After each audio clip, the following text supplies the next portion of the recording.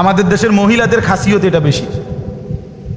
জোহরের নামাজ একবারে বেড়াত লাগাইয়া শেষ টাইমে সমস্ত রান্না বান্না, করলা ভাজি, ডাল সব রান্না শেষ হয়েছে, গরু গোসল করাইছে, ছাগল গোসল করাইছে, উডান ঝাড়ু দিছে, আর অত্র ইউনিয়নে আর কোনো কাম নাই। সব কাম শেষ কইরা এবারে এবারে গেছে গোসল করতো। গোসল করে আইসা এরপরে আইসা রুকু সেজদা দপা দপ 12 রাকাত নামাজ 27 মিনিটে উড়াইয়া লাইছে, সোজা কথা সুইরা লাইছে নামাজ, দুমাদুম নামাজ।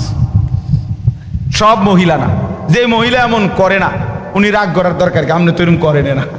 আর যে বেডি এরকম খাচ্ছতের আপনি রাগ করলে কি, আপনি চেতলেই কি, কথা বুঝেন নাই কথা, আপনি চেততে ভালো হয়ে যান,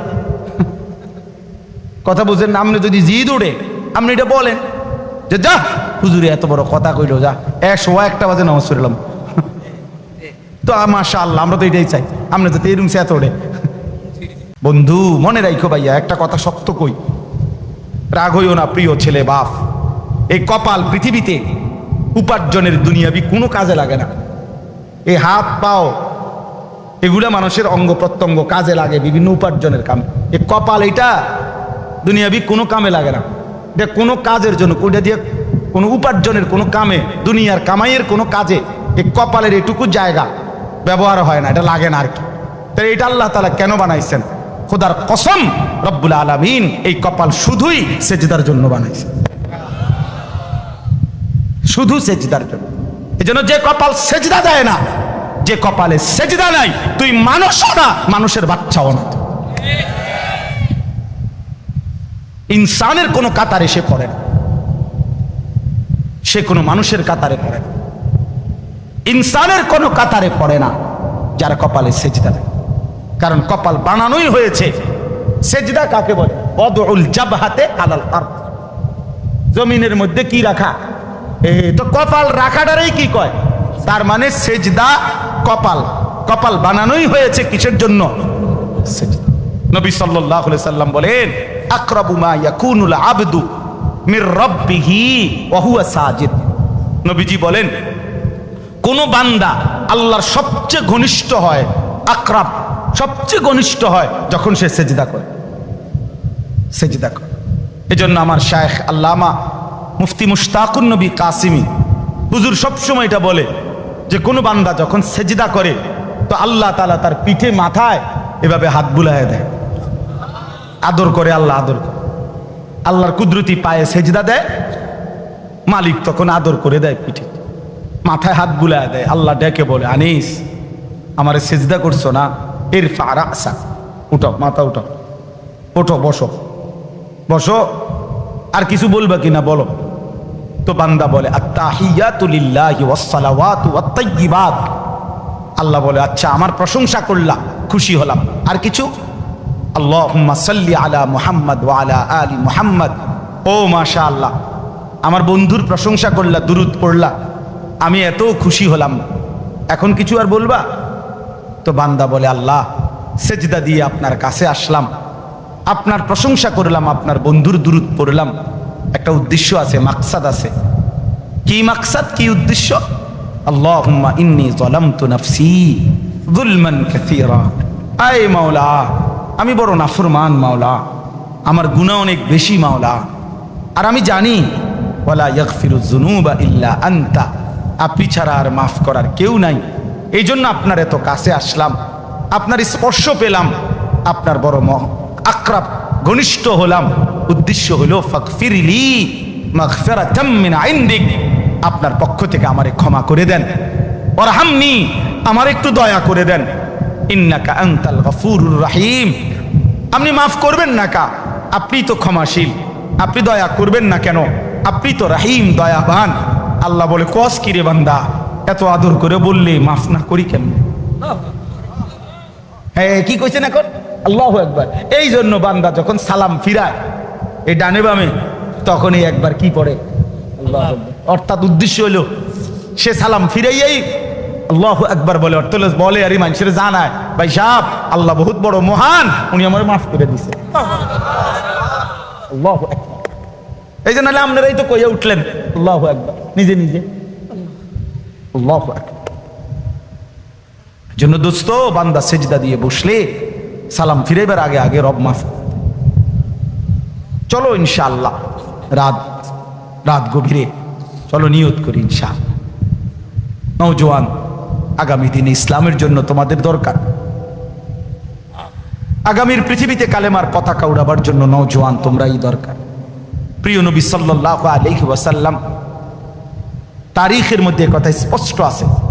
নবীজি সাল্লাল্লাহু আলাইহি সাল্লামের 23 বছরের নবুয়তের জীবনে নবীজিকে তার দ্বীনের কাজে সবচেয়ে বেশি সহযোগিতা করেছেন যারা, অহুম শাবাব, তারা ছিল যুবক, বৃদ্ধ অল্প ছিল।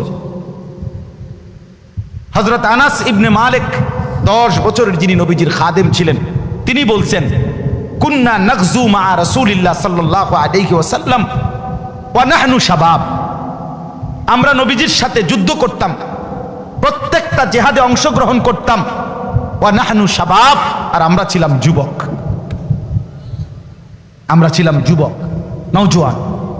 এই জন্য বাবা চাচারা তোমাদের জন্য দোয়া করবে, আমরাও তোমাদের জন্য দোয়া করব। এখানে আমার এই আয়াতটা এবার শুধু শুনো, তারপরে তুমি দিল থেকে বুঝো। আল্লাহ তাআলা এখানে বলছেন, ফাখালাফা মিন বাদিহিম খালফুন, প্রত্যেক জাতি গোষ্ঠীর মধ্যে নিকৃষ্ট প্রজন্ম, মন্দ উত্তরসূরি, নিকৃষ্ট জেনারেশন কারা? আল্লাহ বলেন আদাউস সালাহ, যারা প্রতিনিয়ত তাদের নামাজ নষ্ট করে দেয়, তারা নিকৃষ্ট মানুষ, নিকৃষ্ট উত্তরসূরি, নিকৃষ্ট জেনারেশন, নিকৃষ্ট প্রজন্ম। এই তোমরা আজকে যারা 15 থেকে 20-30 বছর, প্রিয় ভাই আমার, তোমরা একটি জেনারেশন, তোমরা একটা প্রজন্ম। 2 বছর 4 বছরের ব্যবধান, কাছাকাছি সময়, তোমরা একটি প্রজন্ম, একটি জেনারেশন, তোমরা উত্তরসূরি পূর্বসূরিদের। আল্লাহ তাআলা বলেন এই নিকৃষ্ট, খালফুন অর্থ হলো মন্দ প্রজন্ম, নিকৃষ্ট উত্তরসূরি কারা? আদাউস সালাহ, যারা তাদের নামাজ নষ্ট করে দেয়। কি নষ্ট করে বলেন না? কি নষ্ট করে? ভাইয়া শেষ করে দিচ্ছি, আর 10টা মিনিট। কি নষ্ট করে? নামাজ নষ্ট। এনে তাফসীরের মধ্যে আছে, প্রিয় ভাই বাবা সবাই শোনেন। আল্লাহ তাআলা বলছে ওই মানুষগুলো নষ্ট, নিকৃষ্ট, মন্দ, যারা কি নষ্ট করে। এখানে তাফসীরের মধ্যে স্পষ্ট আছে যে এখানে আল্লাযীনা তারাকুস সালাহ, যারা টোটালি নামাজ ছেড়ে দেয়, নামাজ পড়েই না, তারা উদ্দেশ্য না, তারা উদ্দেশ্য নয়, তারা এমনি বাদ, তারা কোনো মানুষের আইটেমের মধ্যেই নাই, বরং ওই মানুষরা নিকৃষ্ট, মন্দ, যারা নামাজ তো পড়ে কিন্তু পড়ার নাম করে এটারে নষ্ট করে। কিভাবে নষ্ট করে? তাফসীরের মধ্যে আছে 3 ভাবে নামাজকে নষ্ট করে। 1, নামাজের ওয়াক্তে সব সময় নামাজকে বিলম্ব করে পড়ে। আল্লাযীনা ইউআখিরুনাস সালাহ, তাখির করে নামাজকে সব সময়। 1টা বাজে জোহরের আজান, এবারে 4:30 বাজে, 4:15 বাজে, ওই সময় বেরাত লাগাইয়া এরপরে নামাজ। আমরা দেশের বেডিদের মতো, আমাদের দেশের মহিলাদের খাসিয়ত এটা বেশি। জোহরের নামাজ একবারে বেরাত লাগাইয়া শেষ টাইমে সমস্ত রান্না বান্না, করলা ভাজি, ডাল সব রান্না শেষ হয়েছে, গরু গোসল করাইছে, ছাগল গোসল করাইছে, উডান ঝাড়ু দিছে, আর অত্র ইউনিয়নে আর কোনো কাম নাই। সব কাম শেষ কইরা এবারে বুড়ি গেছে গোসল করতো। গোসল করে আইসা, এরপরে আইসা রুকু সেজদা দপাদপ, 12 রাকাত নামাজ 27 মিনিটে উড়াইয়া লাইছে, সোজা কথা সুইরা লাইছে নামাজ, দুমাদুম নামাজ। সব মহিলা না, যে মহিলা এমন করে না উনি রাগ করার দরকার কি? আপনি তো এরকম করেন না। আর যে বেডি এরকম খাচ্ছতের, আপনি রাগ করলে কি, আপনি চেতলেই কি? কথা বুঝেন নাই? কথা আপনি চেততে ভালো হয়ে যান, কথা বুঝেন না? আপনি যদি জিদ ওঠে আপনি এটা বলেন যে যা হুজুরে এত বড় কথা কইল, যা 1:01 বাজে নামাজ পড়লাম। তো মাশাআল্লাহ, আমরা তো এটাই চাই, আপনি যাতে এরকম চেত ওঠে। এই জন্য যারা নামাজকে দেরি করে, নামাজকে দেরি করে, নবীজি সাল্লাল্লাহু আলাইহি সাল্লামের স্পষ্ট হাদিস আছে। বয়স্ক বাবা, মাঝ বয়সী, আপনাদেরকেও বলি বাবা, নবীজি বলছেন ওই নামাজ মুনাফিকের নামাজ। আসরের নামাজের একটা অভ্যাসের ব্যাপারে নবীজি বলছে যে তিলকা সালাতুল মুনাফিক, ওই নামাজ মুনাফিকের নামাজ, মুনাফিকের নামাজ। ইয়ারকুবু হাত্তা তাগরুবা শামস, যে আসরের নামাজ না পড়ে বিলম্ব করে, এমনকি সূর্য ডুবার কাছাকাছি হয়ে যায়, ঠিক ওই সময় হাত্তা কানাত বাইনা কারনাই শাইতান, সূর্যটা তখন ডুবতের সময় শয়তানের দুই শিঙের মাঝখানে থাকে। নবীজি বলেন কামা ফানাক্কারা আরবাআন, তখন ওই লোক আসরের নামাজের নাম করে 4 রাকাতে যেন 4টা ঠক্কর মারে। লা ইয়াযকুরুল্লাহ ইল্লা কালিলা, ঠিক মতো তাসবিহগুলো নামাজের আহকামগুলো আদায় করে না। নবীজি 3 বার বলছে ওইটা মুনাফিকের নামাজ, মুনাফিকের নামাজ, মুনাফিকের নামাজ। তাহলে কি বোঝা গেল? নামাজ পড়ে না এটা না, নামাজ পড়ে তবে কি করে? কথা বলেন না কেন? সে নিকৃষ্ট।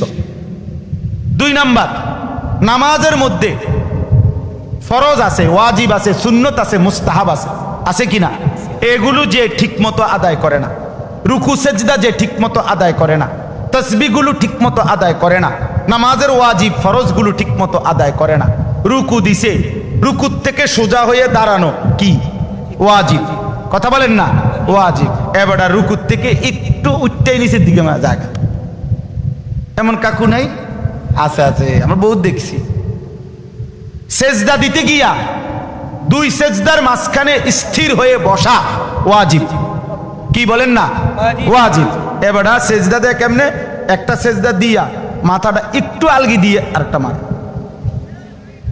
পটপট করে 2টা সেজদা মেরে দিল। আরে বুঝেন আপনি কি সেজদা দিলেন? মাঝখানের ওয়াজিব ছুটে গেল যে।